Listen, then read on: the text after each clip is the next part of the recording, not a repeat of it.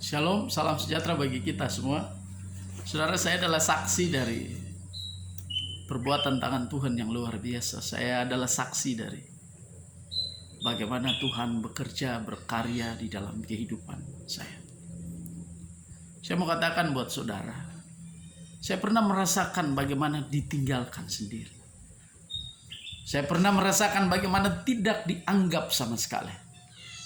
Tapi saya melihat setiap jeri lelah, setiap bahkan butiran keringat yang jatuh, setetes, dihitung oleh Tuhan.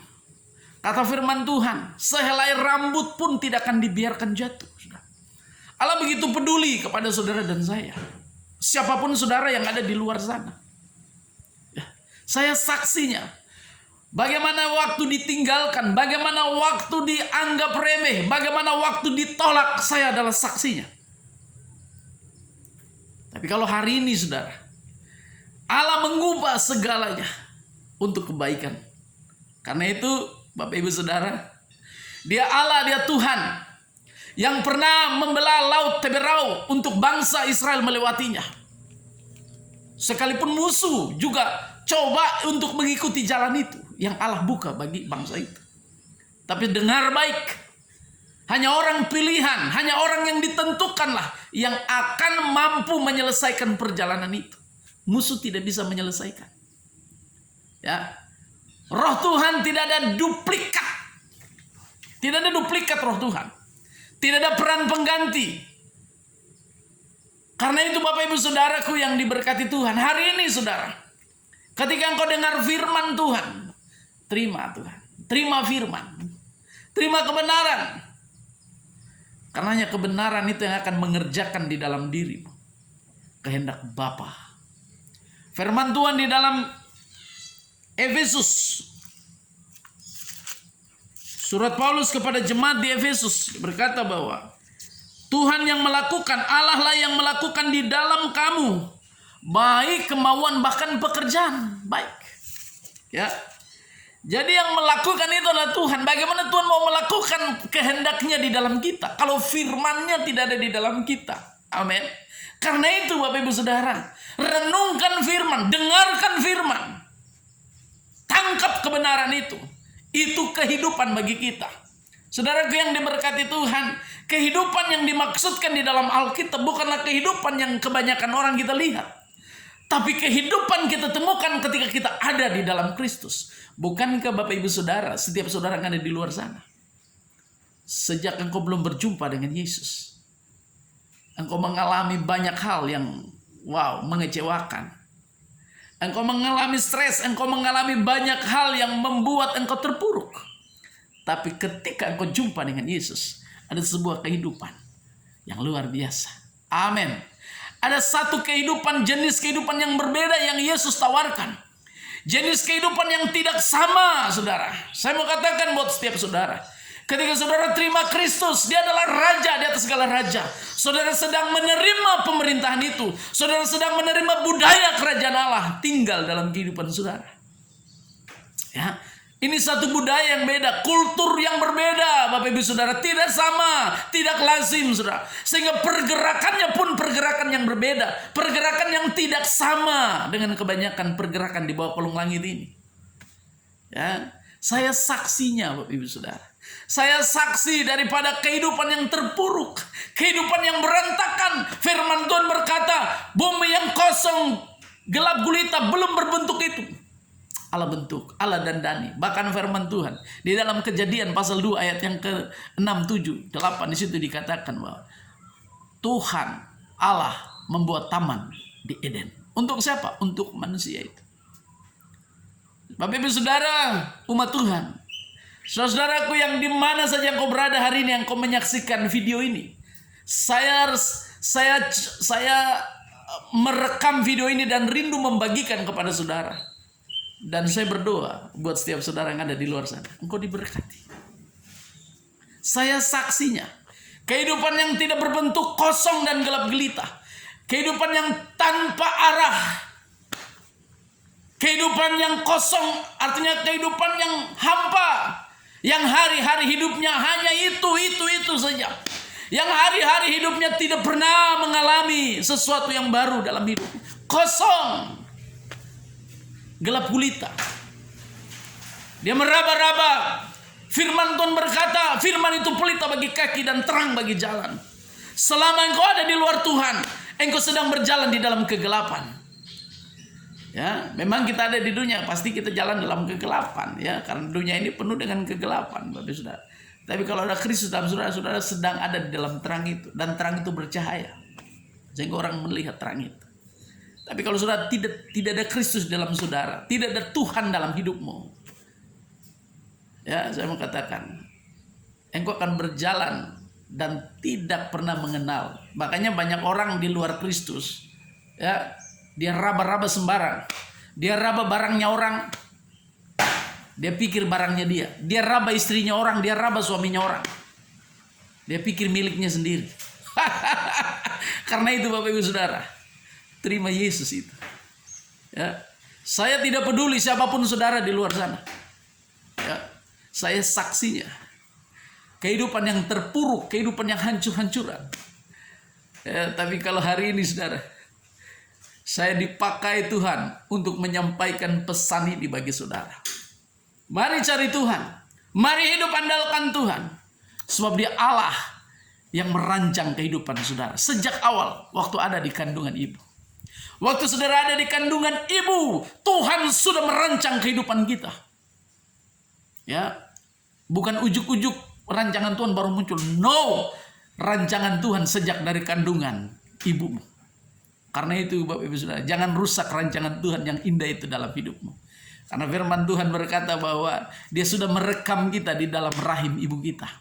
Ya, Dia sudah melihat kita di dalam waktu kita menjadi janin, Dia sudah bentuk kita. Kata firman Tuhan, pemazmur berkata. Ya, bagaimana mungkin saudara hidup tanpa Tuhan? Bagaimana mungkin saudara setiap hari Minggu orang pergi ke gereja, orang pergi ke rumah Tuhan, saudara tidur di rumah? Bagaimana mungkin saudara? Saudara jangan berkata bahwa saya cukup dengar firman, nonton di YouTube. No, saudara. Saya mau katakan buat saudara, jangan sembarangan nonton, karena tidak semua pendeta itu hamba Tuhan. Ya, saya sampaikan ini bukan berarti saudara saya sedang menjelekkan orang lain, tidak saudara. Ya, karena pemberitaan firman itu bukan pemberitaan tentang pemberitaan penyampaian pengetahuan saja, tapi itu adalah impartasi kehidupan. Dan yang menyampaikan itu harus hidup di dalam kebenaran itu, sehingga saudara yang menerima itu menerima impartasi kehidupan itu. Haleluya. Bapak Ibu Saudaraku yang diberkati Tuhan, para rasul pada waktu itu saudara, ya, itu belum ada Alkitab saudara. Tapi mereka jalan dengan perkataan firman, mereka jalan dengan perkataan Tuhan. Dan bukan hanya itu, bukan hanya mereka hafal ayatnya saudara. Bukan mereka hanya hafal ayat, hafal hari-hari ibadah tertentu, hari-hari raya, no. Tapi mereka hidup di dalam kebenaran itu. Kebenaran itu hidup di dalam mereka, dan kebenaran itu melakukan kehendak Bapa di dalam kehidupan mereka. Sehingga firman Tuhan berkata di dalam Kisah Para Rasul, saya lupa pasalnya, tapi dalam Kisah Para Rasul, di situ dikatakan begini bahwa para murid di Antioquia untuk pertama kali para murid itu disebut Kristen. Kenapa mereka disebut Kristen? Kristen artinya pengikut Kristus. Adakah pengikut Kristus yang mabuk-mabukan? Adakah pengikut Kristus yang merokok? Adakah pengikut Kristus yang istri dua? No.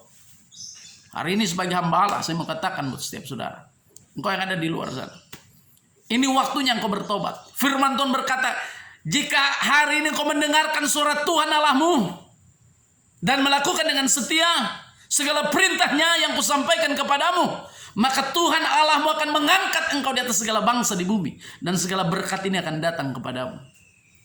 Ya, berkat itu bukan duit, tapi berkat itu adalah power, kuasa untuk mendatangkan uang, kuasa untuk mendatangkan apa yang saudara perlukan dalam perjalanan hidup mengiring Tuhan.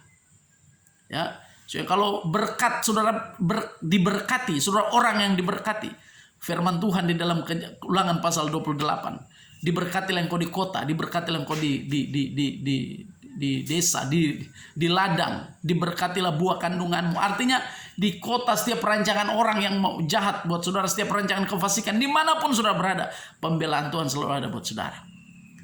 Mereka menutup jalan buat saudara untuk tidak memperoleh apa yang saudara butuhkan. Ada jalan yang Tuhan akan bukakan buat saudara. Diberkatilah buah kandunganmu. Saudara akan menghasilkan sesuatu yang luar biasa dari waktu ke waktu. Haleluya. Karena itu Bapak Ibu Saudaraku yang diberkati Tuhan, sebagai hamba Tuhan, saya adalah saksinya. Saksi dari bagaimana cara Tuhan bekerja dalam hidup saya. Ya, sejak tahun 2000 saya ditangkap oleh Tuhan. Ya, dalam suatu peristiwa yang luar biasa, saudara. Dan Tuhan meng-cleansing hidup saya. Tuhan mencuci kehidupan ini. Memori-memori data-data yang lama dibersihkan, dikeluarkan, dan Tuhan taruh memori data yang baru dalam hidup saya. Sehingga hari ini saya ada. Karena itu Bapak Ibu Saudara, dari tempat ini, puncak Heavenly Glory. Puncak Heavenly Glory, satu tempat yang cukup tinggi di kota Waisai. Dan gereja saya ada di situ. Ya, saya melihat keindahan alam yang luar biasa. Tangan Tuhan yang gagah perkasa dalam menciptakan satu negeri. Saya terharu, saudara.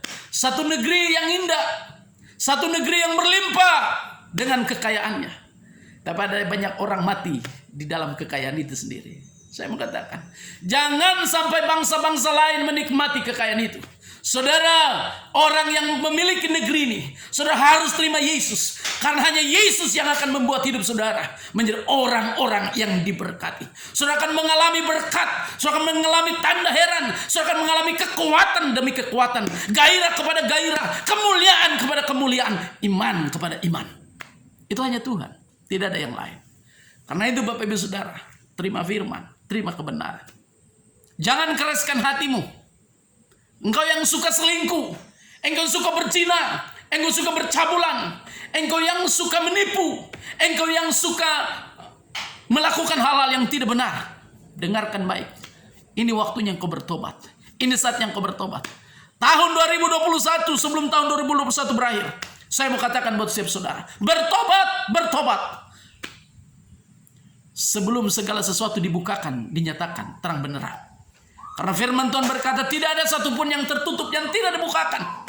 Orang yang suka selingkuh sembunyi-sembunyi, suami-suami yang suka tipu-tipu istri sembunyi-sembunyi, main perempuan di luar sana, dengar baik hari ini. Jangan coba-coba bersembunyi, karena semua akan dibukakan.